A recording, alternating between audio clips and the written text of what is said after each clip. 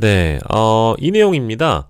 김진태, 명태균 카톡에 김건희 여사님이 수시로 등장한다.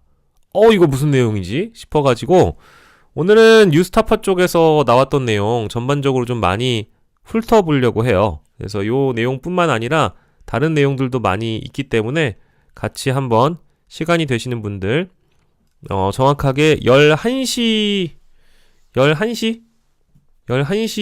전까지는 아마 방송 마감할 테니까 혹시나 졸리신 분들은 커피 내려오셔도 됩니다. 여봉! 나 아이스 좀. 네, 저는 이제 아이스를 주문 새로 하나 좀 리프레시하게 했고요. 자, 가보겠습니다. 김진태, 명태균 카톡에 김건희 여사님이 수시로 등장한다. 예. 검찰은 지난해 9월 30일 명태균 씨와 강혜경 씨의 주거지를 압수수색하면서, 왜냐면 제가 이거를 왜 열심히 설명해야 되냐면 뉴스타파의 보도를 어떤 보도는 완결성이 좀 떨어진다고 생각하실 수도 있지만 뉴스타파의 보도가 그래도 자료를 기반으로 하고 있잖아요. 언론이 받아줄 만도 한데 잘 안 받아주는 것 같아서 저는 열심히 뉴스타파 보도를 다 소개하겠습니다. 검찰이 지난해 명태균 씨와 강혜경 씨의 주거지를 압수수색하면서 명 씨가 사용했던 PC 2대를 확보했습니다.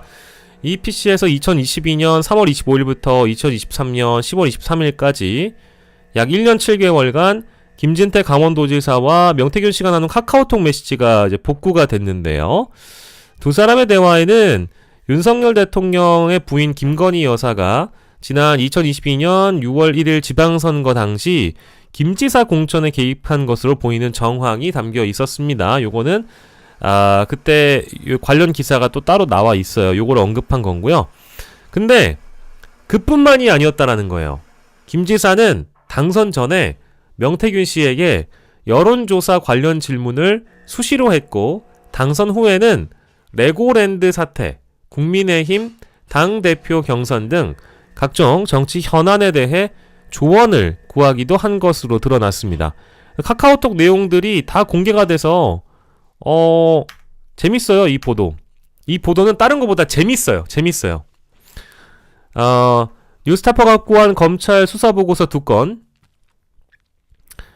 김진태 지사가 명 씨에게 여론조사 결과를 공유하고 수시로 조언을 구한 정황이 나타납니다. 국민의힘 강원도지사 후보 선출이 진행되기 전 2022년 3월 28일 김 지사는 명 씨에게 국민의힘이 강원도지사 선거에 이철규 의원을 차출할 수 있다는 내용의 언론 보도를 공유합니다. 굿모닝. 이거는 뭘까요? 굉장히 김진태 지사님이 아주 사람이 나이스해. 굿모닝. 보통 우리가 카카오톡 보낼 때 굿모닝 이렇게 잘 안 보내. 아침에 보낼 때 이렇게 안부를 물어보면서 하는 게 좀 더 사람이 좀 친화력이 있다랄까? 보낼 때 다짜고짜 이거는 뭘까요? 이렇게만 보내는 사람이 있거든요. 업무적인 거면 대뜸 그냥 기사 한 줄 보내고 지 할 말만 하는 경우도 있는데, 굿모닝. 이거는 뭘까요? 나 참 이철규 해봐야, 감사합니다, 이철규 해봐야 3%밖에 안 나왔어요. 이렇게 얘기를 하잖아요. 아주 과거 강성 태극기 시절을 상상하기가 힘들 정도로 굉장히 따뜻한 모습을 보여주고 계십니다. 자신이 32.3%, 이광재가 27.5%, 황상무가 9.1 밖에 안 나온 춘천의 지역신문 여론조사 결과 공유하면서 이러면 중앙당에서 준비 중인 룰에 의하면 우선 공천되는 거죠? 라고 하니까 명태균 씨가 네라고 대답을 했다라는 겁니다. 그 다음 날에도 이철규 차출서를 담은 조선일보 공유하면서 조선은 참, 물결 표시 보이시죠? 조선은 참, 이렇게 보냈다라고 합니다.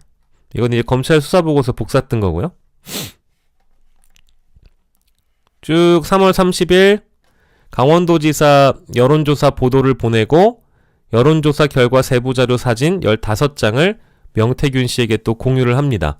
그러니까 명태균 씨는 네, 의원님 검토하고 전화 올리겠습니다. 이렇게 얘기를 하고요.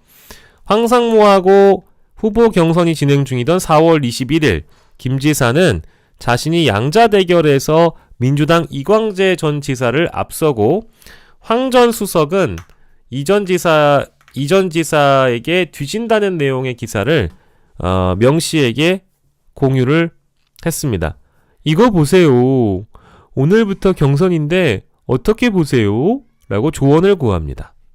예, 이기긴 이기지만 우리 김 지사가 국민의힘 강원도지사 후보로 선출돼서 본격적인 선거운동에 나섰던 5월 9일에는 자신이 오차범위 내에서 이광재 전 지사를 앞선다는 기사를 또 명 씨에게 보내는데 이기긴 이기지만 3.3% 차이로 좁혀졌는데 괜찮겠죠? 라고 명태균 씨에게 의견을 묻습니다.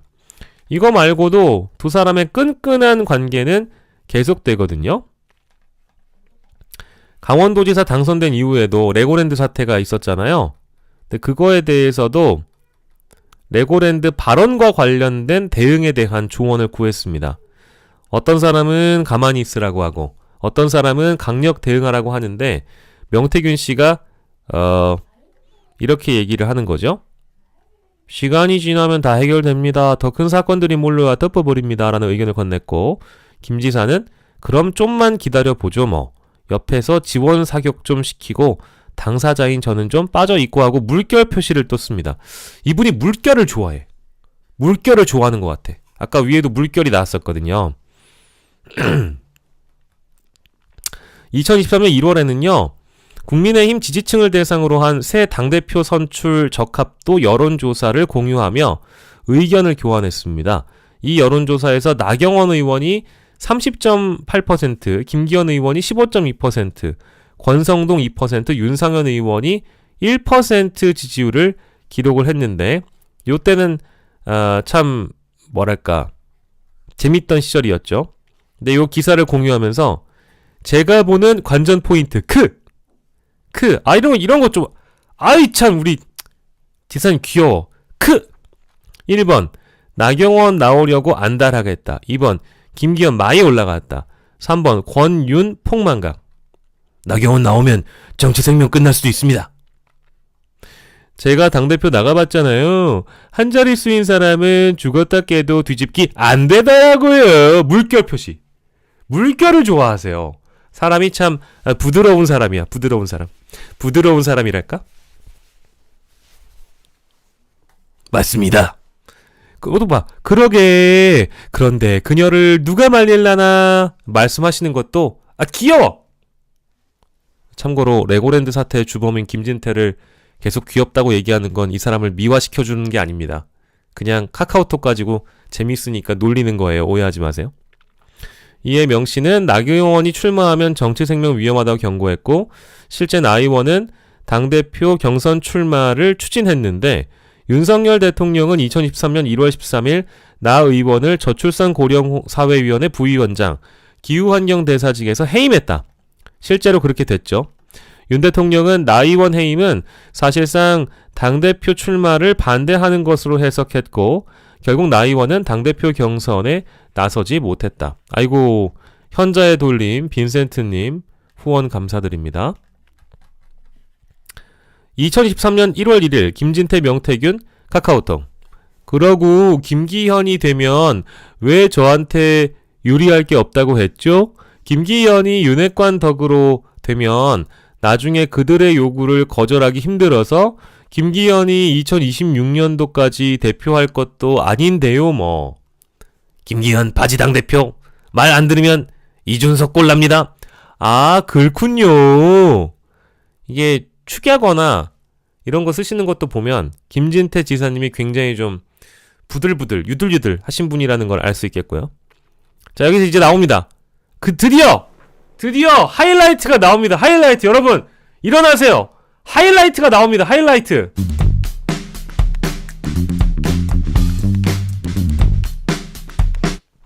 와우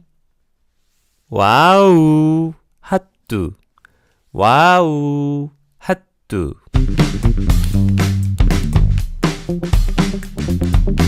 귀여워.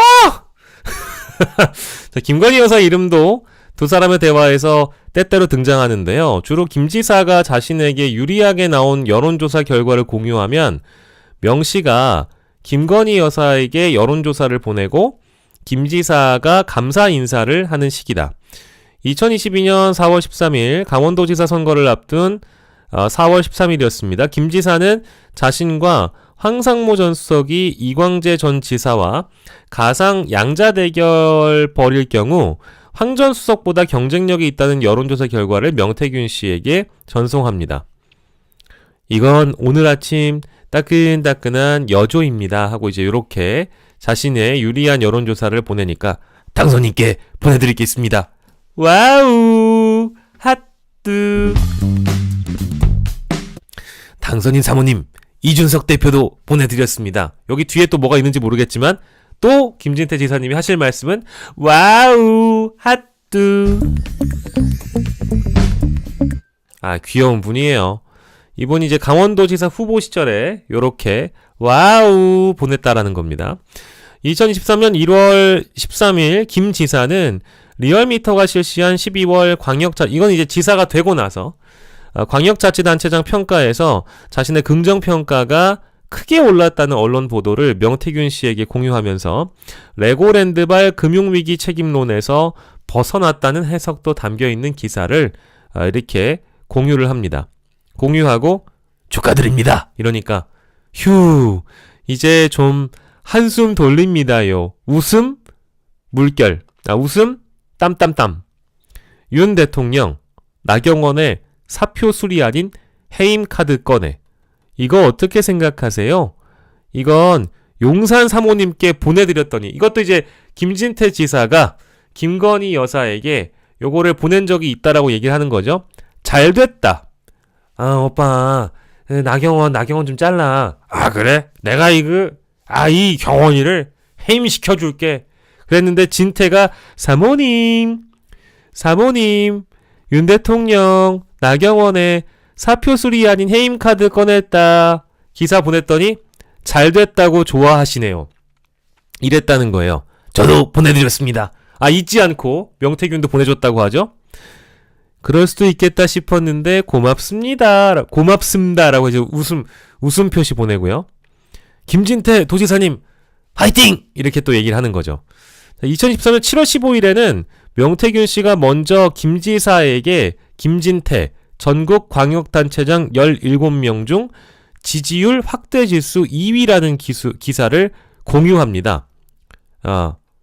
요거를 이제 명태균 씨가 먼저 김진태 지사에게 공유를 합니다.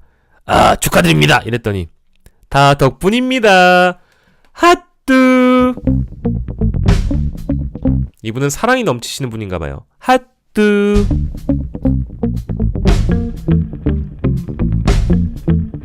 이 기사를 대통령님, 여사님께도 보내드렸습니다. 와우! 물결 2개 핫뜨. 와우! 핫뜨. 아, 정말 근데 지사님은 사랑이 넘치시는 분인 것 같아요. 그래서 어쨌든 여기서 우리가 본질을 놓치지 말아야 되는데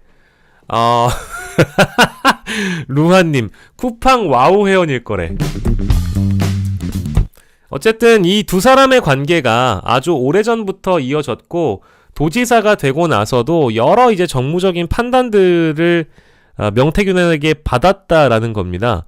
아주 재밌는 보도예요. 그냥 자료를 쭉 열거했을 뿐인데도 강원도지사가 되는 과정에서 명태균의 힘은 없었는지 되고 나서도 명태균에게 이렇게 조언을 구했다는 것만으로도 사실 뭐랄까 이제 김진태 강원도지사 입장에서는 이 카카오톡이 등장한다는 게 정치적으로는 당연히 저는 좋을 게 없다라고는 보지만 잊혀지는 것보다는 낫고 다만 좋은 쪽으로 좀 홍보가 돼야 되는데 명태균 같은 이제 민간인에게 이런저런 내용들을 국정 현안 전반들에 대해서 논의를 했다라고 봐야 되겠죠. 그리고 이제 그 판단을 들어보고 평가들을 서로가 공유했다. 그리고 현재 권력인 윤석열 김건희에게 자신과 관련된 좀 뭐랄까 호의적인 보도 내용들 이런 것들을 많이 명태균을 통해서도 공유해 달라고 하고 나도 명태균으로부터 그런 도움을 받았다라고 볼 수밖에 없겠죠. 그래서 이 내용이 저는 굉장히 뭐랄까 시사하는 바가 이미 크다고 보죠. 김진태가 나오기 이전에 나왔던 뭐 김영선, 오세훈, 홍준표 등등, 그러니까 이미 광역단체장들 지방선거, 재보궐선거, 서울시장 선거 등등등 2021년 후반부터 해서 2022년 이제 후반까지는 거의 명태균의 시간이었다라고 봐도 무방할 정도로 명태균의 이 권력이 어마어마했구나. 그 뒤에는 김종인도 있었고 대통령 당선인이 되고 나서는 그 뒤에 사실 김건희와 윤석열이 있었다라고 봐야 될 것 같죠. 근데 사실은 우리 BK님이 기사 내용은 모르겠고 와우 하트만 기억난다 하시는데 사실 그게 포인트입니다. 여러분들은 그저 이것만 기억하시면 됩니다. 하트.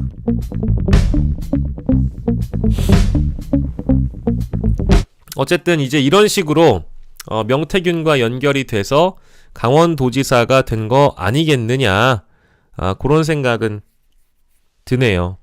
예. 왜냐면 2022년 6월 1일에 지방선거가 있으니까 6월 1일 이전에 이제 요런 내용들이 서로 오고 갔다라는 것은 결국 강원도지사 선거에도 명태균 개입이 된 거 아니냐라는 의심을 하게끔 하는 내용이죠. 지방선거에까지 명태균의 힘을 무시할 수가 없었다. 우리는 이렇게 생각할 수밖에 없습니다. 자, 그리고 아무도 주목하지 않지만 그래도 여러분들과 함께 주목해 볼 만한 내용, 바로 이 내용입니다.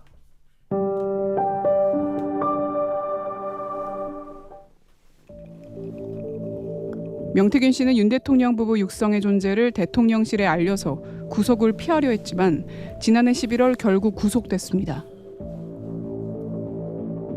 뉴스타파는 검찰 수사 기록을 통해 명 씨가 당초 국민의힘 주호영 의원을 통해 대통령 측과 거래하려고 했는데 이 시도가 실패하자 조선일보를 새로운 거래 창구로 선택한 정황을 확인했습니다. 검찰은 지난해 10월 명 씨와 조선일보 기자가 수시로 연락한 사실도 이미 파악했던 것으로 확인됩니다.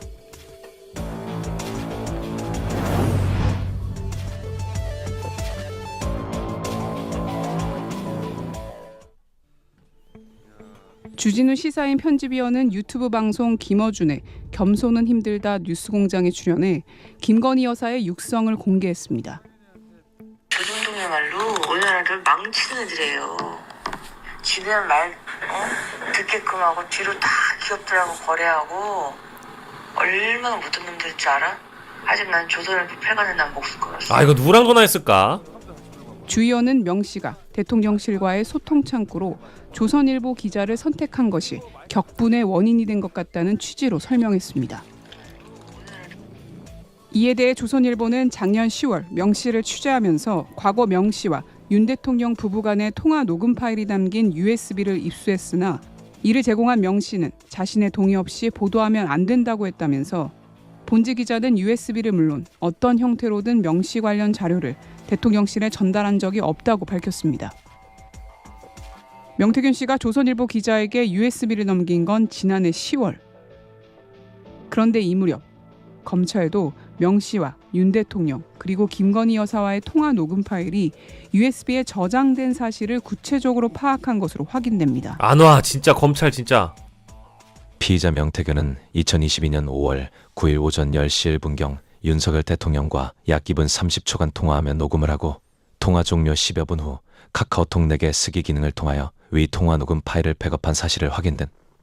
이후 피의자 명태균은 위 백업 파일을 USB에 저장하여 이후 PC 등을 통하여 이를 재생한 사실을 확인하는 등 계속하여 이를 보관한 사실도 확인됨. 명 씨가 이 녹음 파일이 든 USB를 PC에 꽂아서 재생한 시점은 2023년 4월 14일과 7월 26일이었습니다. 명태균 사건 보도 1년 5개월 전에 명 씨가 이미 USB를 만들어뒀던 겁니다. 당초 명태균 씨가 국민의힘 주호영 의원 등을 통해 대통령 측과 거래를 시도한 정황도 수사 기록에서 확인됩니다. 지난해 9월 20일 명 씨가 함성득 교수에게 보낸 카카오톡입니다. 형님, 주호영 부의장님께 내가 말씀드린 거 꼭 해주시라고 말씀 전해주세요. 그러면 다 끝납니다. 부탁드려요. 이런 상황에서 그런 말을 이제 내가 어떻게 하겠니? 네가 이제 너 운명을 믿고 가야 되는 거야. 이미 여당 국회의원들은 내가 너에 대해 잘한다는 인터뷰 때문에 겁이 나서 내 전화도 이제 안 받아줍니다. 이런 게 세상 이심이야. 나는 이런 경험을 해봐서 아는데 다들 너로부터 연락받는 것을 두려워할 거야.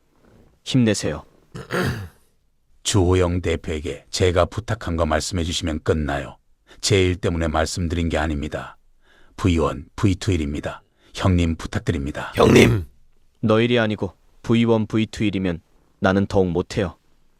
지금 그런 일 때문에 내가 어떻게 주호영한테 전화하겠니? 그것은 주호영에게 예의가 아닙니다. 이해해다오. 거듭된 부탁을 함 교수가 거절하자 명 씨가 조선일보 소속 김모 기자를 새로운 거래 창구로 선택한 걸로 파악됩니다. 지린다. 영화 실제 같다. 검찰 수사 보고서에는 지난해 10월 명 씨와 김 기자가 연락한 사실이 나와 있습니다. 두 사람은 10월 11일부터 나흘간 최소 8번 이상 통화했고 30여 개의 문자 메시지를 주고받았습니다. 지렸다. 종일 정신없으셨죠? 저녁이라도 좀 편하게 드세요, 대표님. 내일 저희도 일종의 중간 정리 차원에서 다뤘어요. 조금씩 바뀔 거예요, 분위기. 고맙습니다. 고맙습니다. 이따가 지면 초판 PDF 나오면 보내드릴 테니 혹시 사실관계에 잘못된 부분이 있으면 알려주세요. 네, 네. 저녁 꼭 챙겨 드세요, 대표님. 차장님도 저녁 잘 챙겨 드세요. 차장이네요. 넵, 지금 먹으러 가려고요. 감사합니다. 보세요, 대표님. PDF는 저희 외부로 유출 안 하니 참고만 해주세요. 조선일보 김 기자는 명 씨를 취재해서 2건의 기사를 작성한 것으로 파악됩니다. 그러나 이들의 문자 메시지에는 USB 얘기가 나오지 않았습니다. 검찰 수사 보고서의 두 사람의 마지막 연락 날짜는 지난해 10월 12일. 지난해 10월 12일. 보름 뒤인 10월 31일 검찰은 명 씨에 대한 2차 압수수색을 실시했습니다. 따라서 명 씨가 김 기자에게 USB를 건넨 사실을 검찰도 이때 포착했을 가능성이 제기됩니다.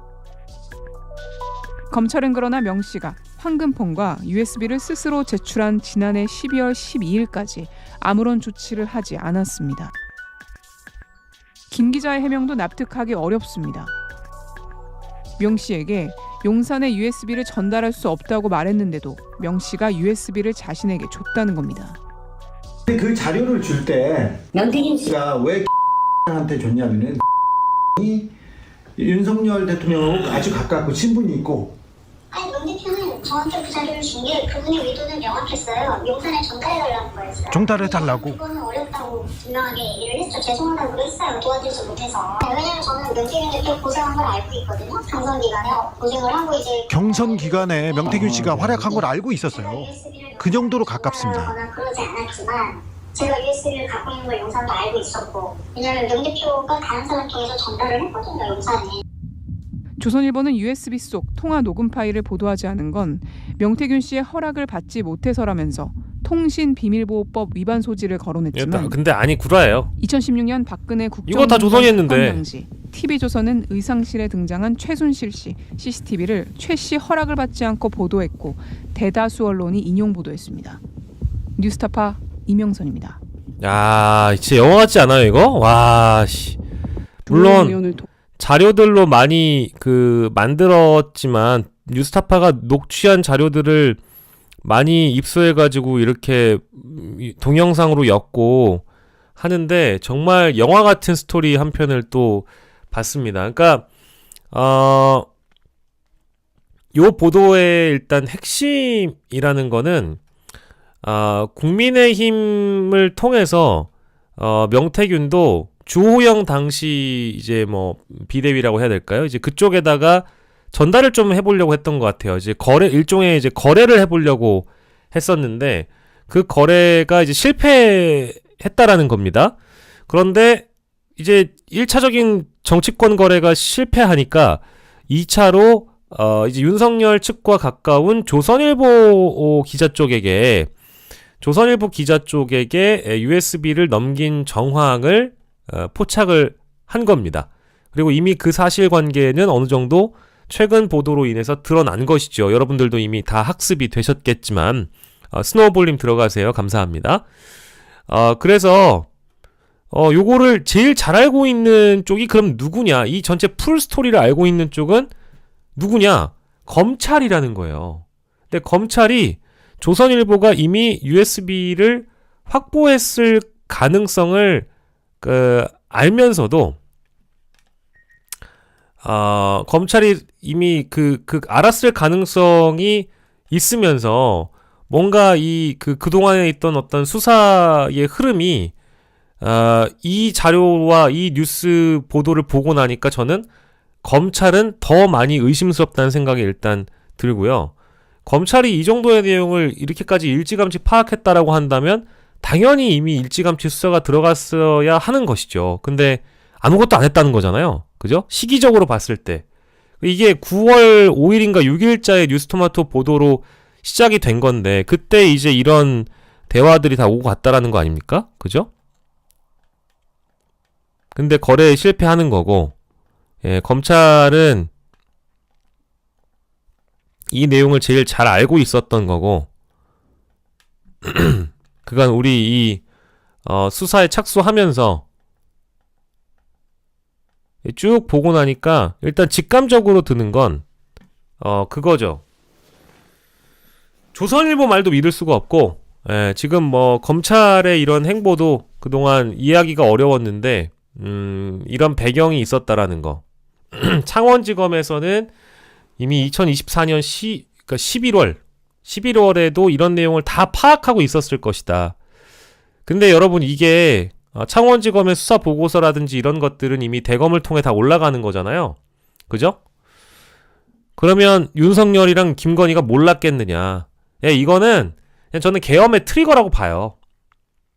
그러니까 우리가 어차피 김건희 때문에 그리고 명태균 게이트 때문에 이 사안을 무위로 돌리기 위해서는 비상계엄 선포밖에 없다. 비상대권밖에 없다라고 계속 이제 확신을 했을 거고 확신에 확신을 거듭하면서 이미 준비해 왔던 걸 이제 실행할 때가 됐다.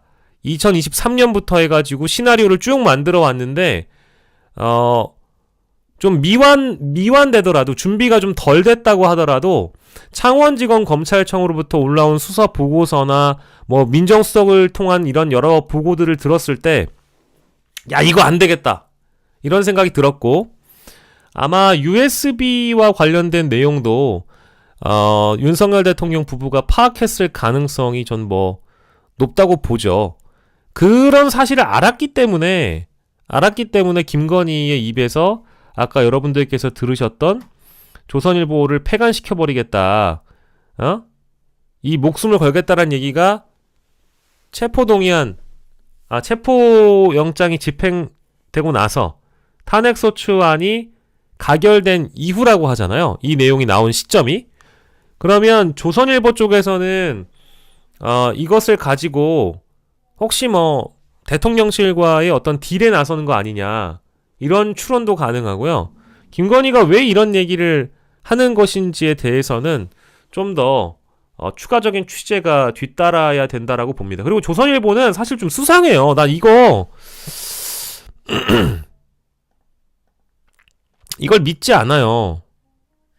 이걸 믿지 않아. 조선은 그리고 언론사가 대부분 다 이 보도 내용에 기반을 마련해준 제보자와 관련된 동의를 구해서 보도를 해야 되는 거겠지만 아까 여러분들 보도 보셔서 아시겠지만 의상실에 그 최순실 나오는 거 CCTV 그 보도한 내용도 있고 대다수 언론이 또 그거를 인용 보도했어요. 근데 왜냐면 공익적인 가치가 있다라고 생각하면 언론사는 충분히 보도할 수 있습니다. 그러고 나서도 그 이후에 그 보도를 가지고 법적인 문제가 된다 한들 대부분 다 처벌을 받지 않거나 실제 처벌을 받더라도 경미하게 끝나기 때문에 국민의 알 권리 그리고 공익의 가치가 더 우선됐을 때 그 보도를 문제 삼을 수 없다라는 거 여러분들 다들 아실 거예요. 그죠?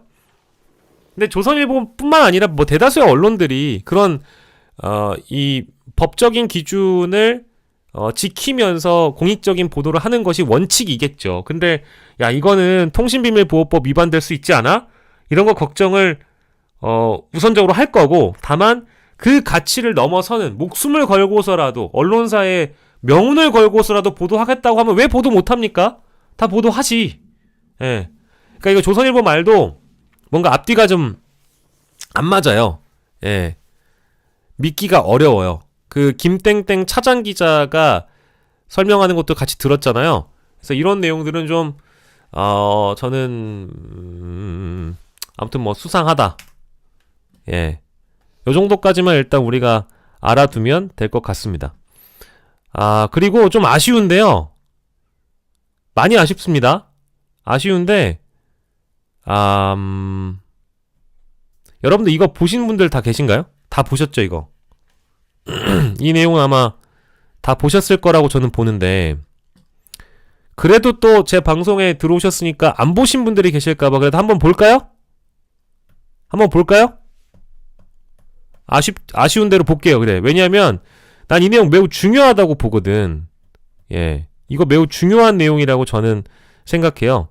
그래서 보셨겠지만 이걸 따라 쓰는 인용 보도가 없어. 인용 보도가 아예 없어. 그래서 이건 같이 볼게요. 제 유튜브 채널을 통해서라도 한번 틀어드리고 뉴스타파가 이런 보도를 했다라는 거 두 가지 클립인데요. 첫 번째와 두 번째 거 요것도 영화 같습니다. 가보시죠.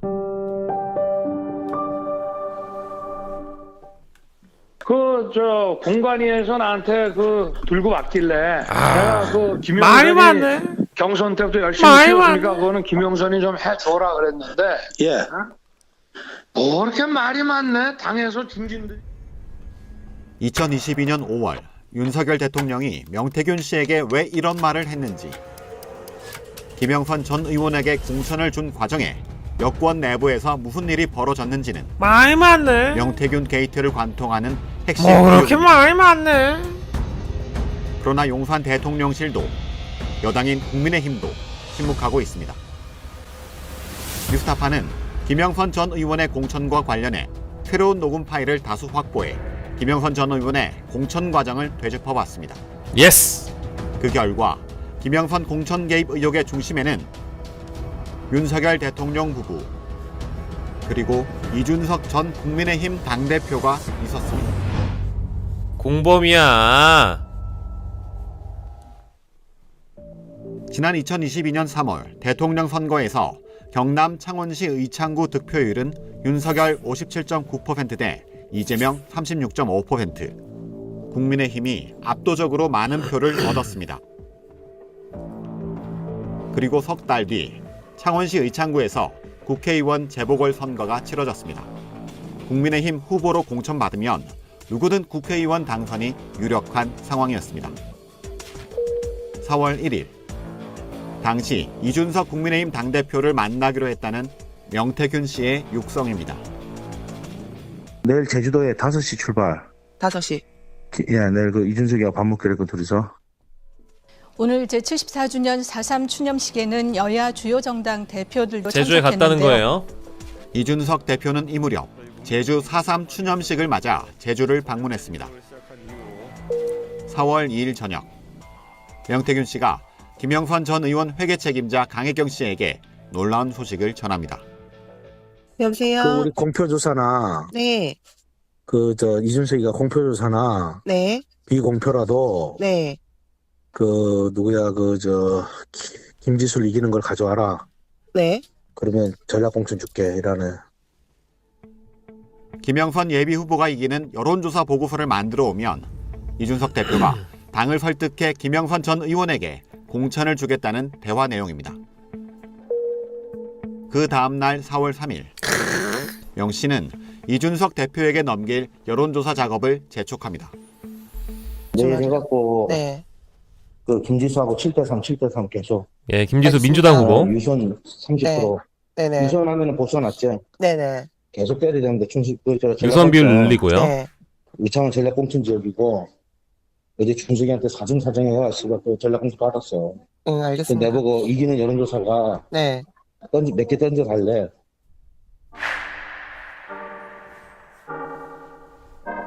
당시 명태균 씨는 의창 지역구가 전략 공천이 안 될까봐 걱정한 것으로 보입니다.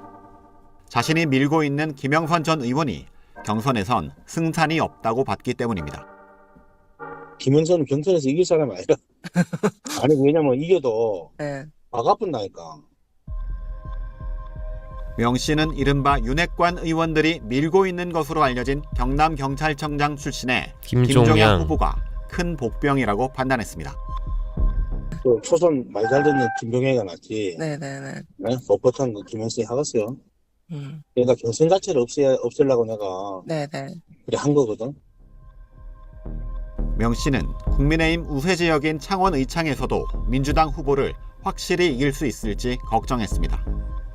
김지수 7%는 이기겠지. 아, 이게 손을 뺏겨야 되는데. 불안했던 명 씨는 여론조사 데이터에 손대기 시작합니다. 4월 5일 김영선 전 의원의 지지율이 국민의힘 정당 지지율보다도 낮게 나오자 국민의힘 지지율을 낮추라고 조작을 지시합니다. 국민의힘 지지가 네네. 김영선이 지금 49% 나왔는데 51%잖아. 창작 수준이야, 창작. 돼야지. 창작 수준이야, 이거는. 이틀 뒤인 4월 7일 보고서를 들고 서울에 간 명태균 씨는 확신에 찬 목소리로 김영선 전 의원이 공천을 받게 됐다고 말합니다. 김영선하고 다 끝났어. 막 흥분해 있죠? 네. 흥분해 있어 지금. 고생하셨습니다.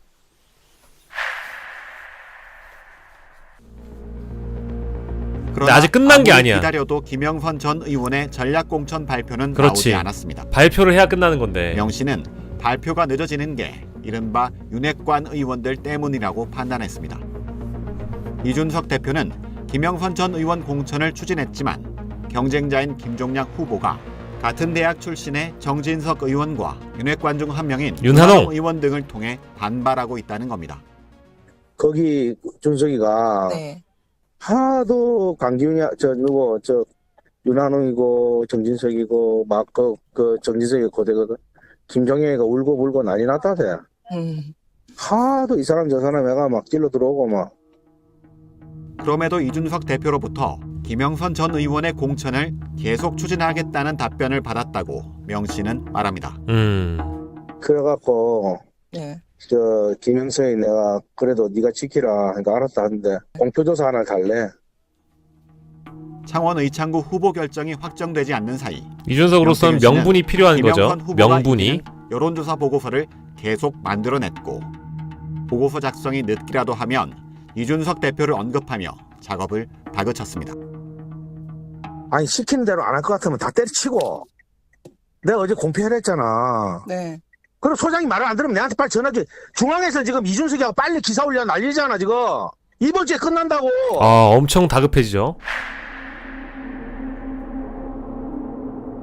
이 당시 명태균 씨가 만들었던 김영선이 이기는 공표용 여론조사에는 한 가지 중요한 문제가 있었습니다.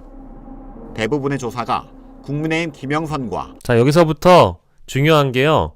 조사가 어떤 것은 P&R을 통해서 하고 뭐 어떤 것은 뭐 이제 미래한국연구소 이쪽에서도 하고 막 뭐 돌리잖아요. 비공표를. 근데 조작이 어느 정도로 농후하게 들어갔느냐. 100% 가짜도 있고요. 그러니까 완전 조작된 거야. 그 당내 공천 과정에 어떤 특정인을 공천하는 근거로 완전히 조작돼 버린, 조작된 가짜 여론조사를 썼고 이것을 실제 이준석 대표가 인지 그 당시에 했는지는 모르겠지만 인지했든 인지하지 않든 간에 특정인의 부탁을 들어주는 형태로 이것을 만약에 공천을 했다라고 한다면 이건 뭐 법적으로 문제되죠. 더불어민주당 김지수 중에 누굴 지지하느냐고 묻는 내용이었는데 국민의힘이 절대 우세를 보였던 창원 의창에서 하나마나한 조사를 반복한 이유는 같은 당 김종양 후보와 비교하는 여론조사에선 김영선 전 의원에게 사실상 승산이 없다고 봤기 때문입니다. 국민의힘 내부에서 설득력을 얻으려면 명태균 씨로서는 자신이 밀고 있는 김영선 후보가 윤핵관이 밀고 있다는 김종양 후보보다 앞서는 여론조사가 반드시 필요했습니다. 이때 명 씨가 동원한 수법이 바로 단 한 건의 조사도 없이 모든 데이터를 지어낸 100% 가짜 비공표 여론조사 보고서였습니다. 요걸 이제 두 건을 한다는 거 아니에요? 두 건이 아마 이제 이준석 측에게, 이준석 의원에게 보고가 된 걸로 이제 이 보도에는 나오는 것 같은데, 보시죠. 네, 여보세요. 네, 여론조사 하나 가라로 만들어야 되는데. 가라. 네? 잘 들어. 가짜로 만들어 그냥. 100% 조작된 보고서까지 만들었지만 4월이 지나고 5월이 돼도 국민의힘은 전략공천을 결정하지 못했습니다. 그만큼 이 창원 의창 지역구 하나 자체가 그러니까 지역구 하나를 가지고도 이렇게 많은 사람들의 이해관계가 걸려 있는데 얼마나 치열하겠어요. 이제 무서울 정도지. 이렇게까지 노력을 해도 안 되는 거야. 왜? 반발하는 세력이 있거든. 이미 당선인은 나왔고, 당선자가 이제 그 취임식을 하기 이전까지 정말 치열하게 윤핵관과 명핵관들의 싸움이, 이 대결이 있었던 거예요. 5월 2일 마침내 명태균 씨 입에서 이준석 대표를 넘는 막강한 인물이 등장합니다. 김건희. 지려. 오늘 네. 여사님 전화 왔는데 네네. 내 고마움 때문에 네네. 김영수 그렇게 하지 말라고. 내보고 고맙다고. 네네. 야, 자기 선물이래. 아, 하여튼 입 조심해야 돼요. 알겠습니다. 네네네. 난리 뒤집힌다. 야, 다 끝난 거야, 이제 이 판은. 김영선 전 의원의 전략공천을 따내기 위해 우리가 이거를 듣는 이유는 5월 9일에 윤석열과 말이 많네. 이거 다음에 김건희한테 오빠 통화하셨죠? 잘 될 거예요. 그게 5월 9일자 통화가 있기 전까지의 일을 설명하기 위해서 이 긴 풀 스토리를 다 들어야 되는 겁니다. 국민의힘 안에서는 이준석 대표를, 당 밖에서는 김건희 여사까지 등에 업은 명태균 씨는 그래도 안심이 안 됐는지 5월 5일 또 다른 100% 가짜 보고서 작성을 지시합니다. 또 만들어. 12, 18, 12, 10. 아니 그게 아니고 김영선 12. 네. 예. 야, 12.5 이거 진짜 맞았지. 그다음에 네네네네. 창작. 네. 그 다음에 또 그 누구 김종영. 김정 18%. 몇 프로야? 8%. 8%. 응. 그렇게 대충 12, 해갖고 10. 명 씨는 국민의힘 중앙당에서 실시한 여론조사 정보까지 입수해 김영선 전 의원 지지 음성 메시지도 발송합니다. 10시 하고 또 저녁에 또 한 3시 하고 10시 하고 한 4시 하고 10시 하고 4시 하고 이러지. 너무 자주 하면 믿어 말할 것 같은데. 오늘하고 내일밖에 기회가 없는데. 맞습니다. 예, 7일에 발표하거든요. 5월 6일 명 씨는 막판까지 김영선 의원이 이기도록 만든 가짜 여론조사 결과를 이준석 대표에게 전달하기 위해 애씁니다. 여론조사 그 오전에 무조건 줘야 됩니다. 이거 오전에 안 주면 난리 난다고 거기 회의를 해야 되거든. 알겠습니다. 오늘 끝나요. 회의 끝나면. 네. 회의 들어가기 전에 빨리 줘야 된다고 지금. 그러나 5월 7일이 지나도 전략공천 발표는 나오지 않았습니다. 이틀 뒤인 5월 9일 새벽 명 씨는 이준석 대표로부터 충격적인 소식을 전해 들은 것으로 보입니다. 이 전 대표가 한기호 총장이 나한테 경선이라고 하던데. 이거를 이제 내부 정보가 명태균한테 들어가니까 그동안의 노력이 다 수포로 돌아갈 수 있잖아요. 그러니까 이제 저는 이것도 이준석 당시 국민의힘 대표가 그냥 쉽게 얘기하면 명태균이 뭐라고? 그러니까 명태균이 뭔데? 명태균은 아무것도 아니잖아요. 국민의힘에 뭐 하는 사람이에요? 아무것도 아닌 사람한테 이제 이런 얘기를 전해주는 순간 명태균이 무엇을 할지에 대한 예상도 이미 되어 있었다고 저는 보죠. 명태균이 가만히 있을 사람이 아니다. 뭐 그런 예상 못했겠습니까? 정치인이? 어쨌든 이런 내부 상황을 전해주죠. 당선인이 경선이라고 하던데 라고 명 씨에게 보낸 겁니다. 윤석열 대통령이 경선을 주장하기 때문에 김영선 전 의원이 공천을 못 받고 있다는 겁니다. 이때 명 씨는 윤석열 대통령과 직접 담판을 짓기로 결심한 것으로 보입니다. 5월 9일 아침 명태균 씨는 드디어 윤석열 대통령 본인 입에서 확답을 받아냅니다. 이렇게 되는 거죠. 공관위에서 나한테 들고 왔길래 내가 김영선이 경선 때부터 열심히 뛰었으니까 그거는 김영선이 좀 해줘라 그랬는데. 예. 뭐 이렇게 말이 많네, 당에서. 박한수 의원하고요. 예. 이준석 하고요. 윤상현도 다 전화해보시면 다 할라 하는데, 해줄라 하거든요. 김영선 진짜 열심히 했습니다. 거의 뭐, 아니, 만명. 내가 저기다가 얘기를 했잖아. 상현이한테, 윤상현한테도. 하고. 거짓말쟁이 진짜. 아유. 명태균 씨는 윤석열 당선인뿐만 아니라 김건희 여사와도 통화를 하고 김영선 의원의 공천을 약속받았습니다. 아니, 저희 뭐지, 당선자가요? 예. 여보세요? 네네. 네, 당선인이 저기 지금 전화를 했는데, 예. 하여튼 당선인 이름 팔지 말고 그냥 미르라고 했어요, 지금 전화해서. 아, 예, 고맙습니다. 당연하죠. 권성동하고 저기 윤한영이가 반대하더만 보니까, 그렇죠? 예, 그럼 당선인이 뜻이라고 그렇게 해야 된다고 윤상현 아빠가 했는 것 같더라고요. 네네네. 그렇게 하여튼 너무 걱정하지 마세요. 잘 될 거예요.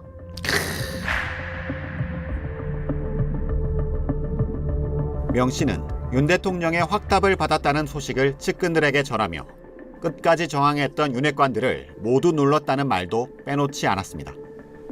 윤한홍이가 대통령 이름 팔아가고 권성동이가 공간이 압박을 넣어가고 내가 가만히 있을 놈이라 끝났어. 새끼들 대통령 뜻이라고 해갖고 네네네. 내가 대통령 전화한 거 아나? 내가 가만히 있을 놈이 아니잖아. 사모하고 전화해봐. 네네. 대통령 네. 전화해갖고. 네. 대통령 나는 김영선 했는데 이라대.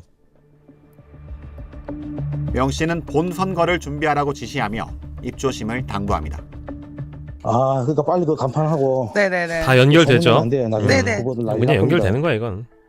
명 씨는 공천을 발표하기도 전에 김영선 전 의원을 본선 후보라고 칭하고 며칠 뒤 주말에 이준석 당대표가 직접 창원으로 지원 유세를 올 거라고 말합니다.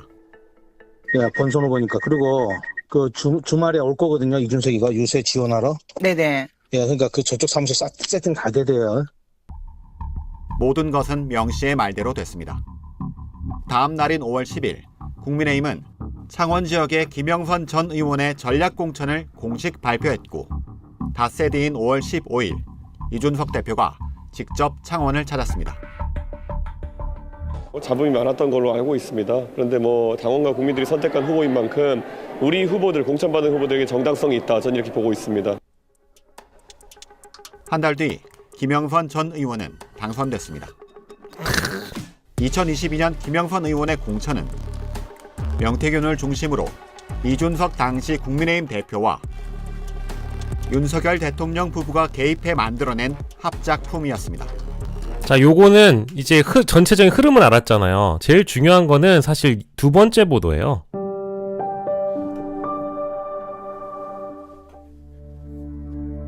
(2022년) 국민의힘 경남 창원 의창구 재보궐선거 공천 과정에서 검찰에서 진술 내용. 이준석 당시 국민의힘 대표가 김영선 전 의원이 이기는 여론조사 보고서를 주면 전략 공천을 주기로 약속했다고 여러 차례 말했습니다. 계속 때려야 되는데 전략 공천. 네. 의창은 전략 공천 지역이고 어제 준석이한테 사정사정해 가지고 전략 공천 받았어. 응, 알겠습니다. 내보고 이기는 여론조사가 네. 몇 개 던져 달래. 뉴스타파가 이준석 전 국민의힘 당대표와 명태균 씨의 당시 대화 내용이 담긴 검찰 수사보고서를 확인한 결과 이 대표가 실제로 명 씨에게 김영선 의원이 이기는 여론조사를 직접 요구한 사실이 처음으로 확인됐습니다. 윤석열 대통령 부부뿐만 아니라 이준석 의원 역시 명태균의 공천 로비에 개입한 증거가 나온 겁니다.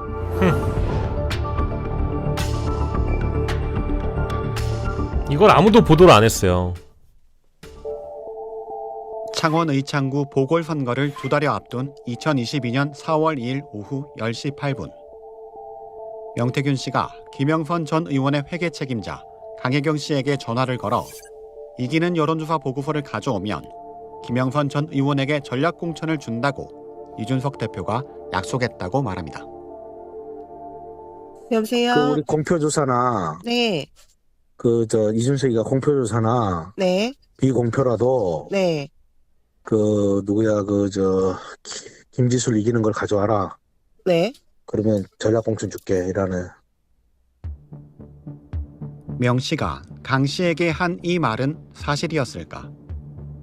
전화통화 후 9분이 지나 명태균 씨가 당시 이준석 당대표에게 김영선 전 의원 공천을 약속해줘서 고맙다. 은혜를 꼭 갚겠다는 내용의 카카오톡 메시지를 보냅니다. 명 씨가 감사 메시지를 보낸 지 1시간 40분 후 이준석 대표가 명 씨의 메시지를 확인하고 상대 후보 잡는 수치만 나오면야 라며 답장을 보냅니다. 근데 이거는 보도를 안 상대 해요. 후보를 이기는 여론조사 수치만 있으면 명태균의 뜻대로 김영선 전 의원이 공천을 받을 수 있다는 취지의 이 대표 답변입니다. 이준석 의원은 그동안 자신의 전략공천 요거 개입 보셔야 논란에 됩니다. 대해 이거 보셔야 돼. 부인해 왔습니다. 저는 어느 누가 공천 관련해서 얘기해도 전략 공천에 대해서 물어보면은 딱 원래 전략 공천 사전적 정의도 얘기해줬다. 그러나 오랫동안 선거 브로커로 활동했던 명태균 씨가 이준석 대표의 원론적인 전략 공천 설명과 김영선 전략 공천 약속도 구분하지 못하고 고맙고 은혜를 꼭 갚겠다는 감사 인사를 했다는 것은 상식적으로 말이 되지 않습니다. 그렇죠.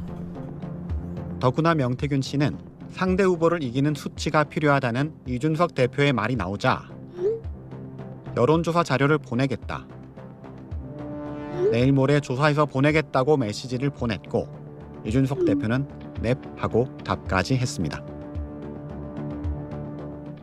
이로부터 이틀 후인 2022년 4월 4일 실제로 명태균 씨는 여론조사 보고서 파일을 카카오톡으로 이준석 대표에게 전달하면서 다시 메시지를 남겼고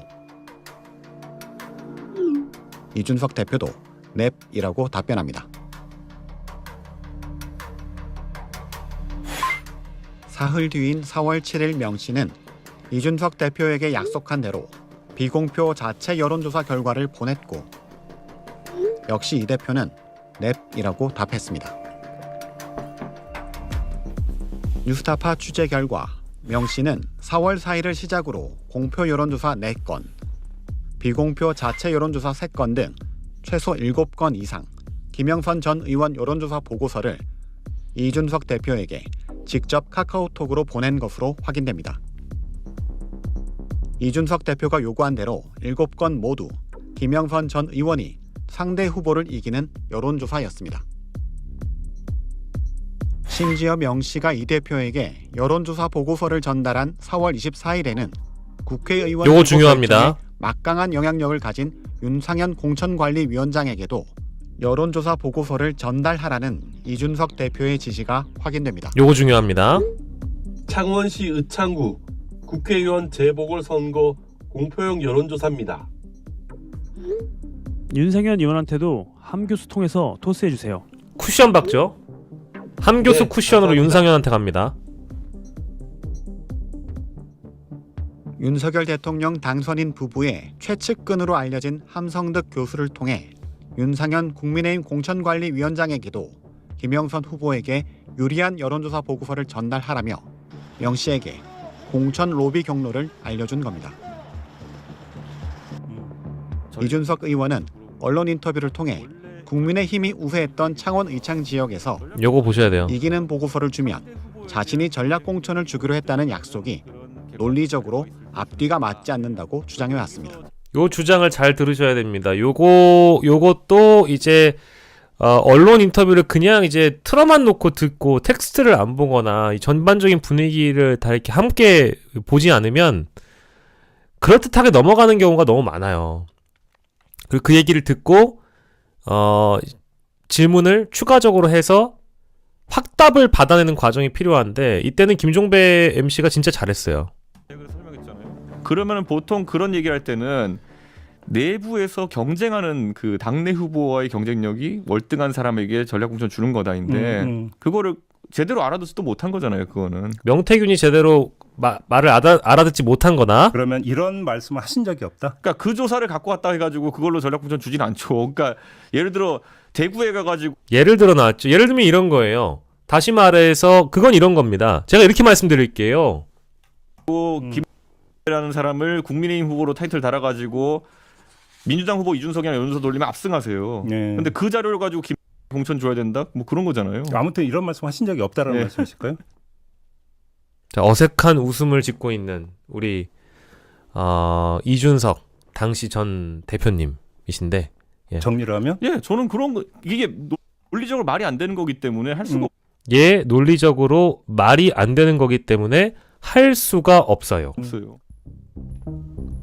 하지만 명태균 씨와 이준석 대표의 카카오톡 내용에는 이런 이준석 의원의 주장을 정면으로 반박하는 대목이 나옵니다.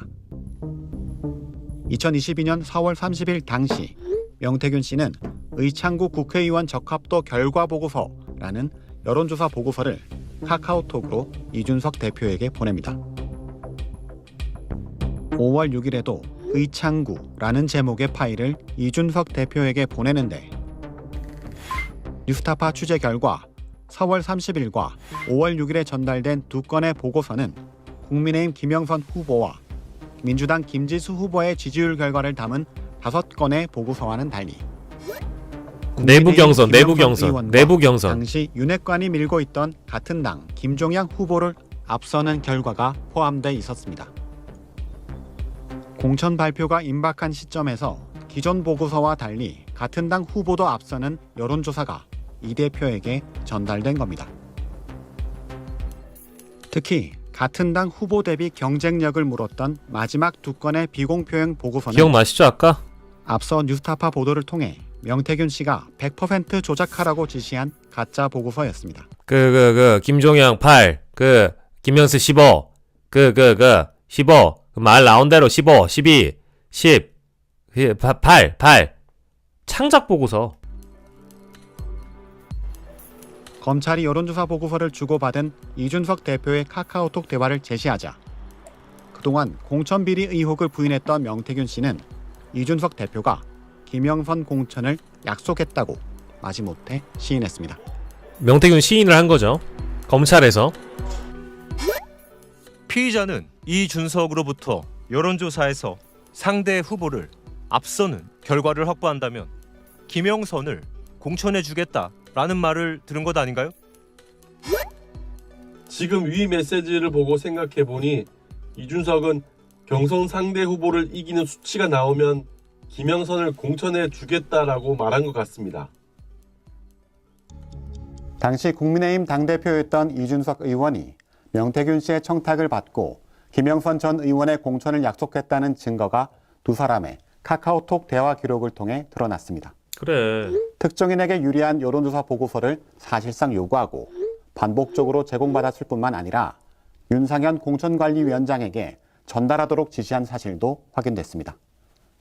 설령 사법적 책임과는 별개라 해도 공천 과정에서 명태균 씨와 벌인 부적절한 처신은 공당 대표의 책임과 의무를 위반했다는 비판이 나올 수밖에 없습니다. 이준석 개혁신당 의원은 명태균 씨와 나눈 해당 카카오톡 내용과 관련해 당헌 이렇게 대답을 했다는 거예요. 당규에 근거한 안내를 했다며 공천 개입 의혹을 부인했습니다. 윤상현 공관위원장에게 여론조사 자료를 넘기도록 한 점에 대해서는 후보자 경쟁력을 입증하기 위해 자료를 공관위에 제출하는 것은 매우 자연스러운 일이라면서도 자, 그러면 이거는 왜 함성득을 통해서 윤상현한테 줍니까? 그건 설명이 돼요? 에? 왜 함성득을 통해서 윤상현한테 주냐고. 그건 설명이 되냔 말이에요. 왜 그렇게 줘야 돼요? 자연스러운 일이고 떳떳하고 부끄러움이 없다면 왜 함성득을 통해서 윤상현한테 토스를 하냐고요. 뭐가 쫄려서? 자연스러운 일인데 왜 명태균은 직접 못 줍니까 또 그러면? 문제될까봐? 왜 함성득을 통해야 되죠? 그러니까 이게 나는 아무렇지 않은 일로 넘어갈 수는 없는 거예요. 근데 이거에 대해서 보도하지 않죠. 공관위에 따로 전달하지는 않았다고 밝혔습니다. 그리고 사실은 여기서도 단서를 단 게 법적으로는 나는 그런 의도가 아니었다라고 해서 피해 나갈 수도 있어요. 근데 아까 이제 그 보도하신 기자님도 설명을 했잖아요. 사법적으로는 이것이 무죄라고 해서요. 정치인으로, 언론인으로, 뭐 우리가 이제 사회적으로 의무를 부여받고 권위가 부여되는 직업을 가진 사람들이 내가 어떤 혐의로 고발이 돼서 검찰이나 이런 수사 단계에서 무혐의를 받고 혹은 재판에 넘어갔는데 실제 기소가 돼서 무죄를 받는다고 해서 내가 직업윤리, 내가 어떤 위치에 있고 내가 무슨 일을 하는 사람이고 내가 어떤 일을 하면 안 되고에 대한 그런 인식 있죠. 그런 인식은 어느 자리에서나 다 필요합니다. 특히 공직자라면 더 필요하고요. 또 공당에서 어떤 일을 하는 사람은 더 필요하고 언론기관에서 언론사 기자에게도 언론사 앵커에게도 직업이 갖고 있는 사회적 의무가 있는 거예요. 근데 그걸 우리가 법으로 재단하지 않죠. 그걸 우리가 법으로 재단하지 않아요. 근데 설령 무죄를 받든 무혐의를 받든 그렇다고 해서 이 사람들의 책임이 사라지느냐? 아니죠. 윤리적으로 도덕적으로 문제가 될 수 있다라는 지적을 언론은 얼마든지 할 수 있죠. 그런 것조차 하지 않으면 언론의 존재 이유는 없는 거죠. 뉴스타파 조원일입니다.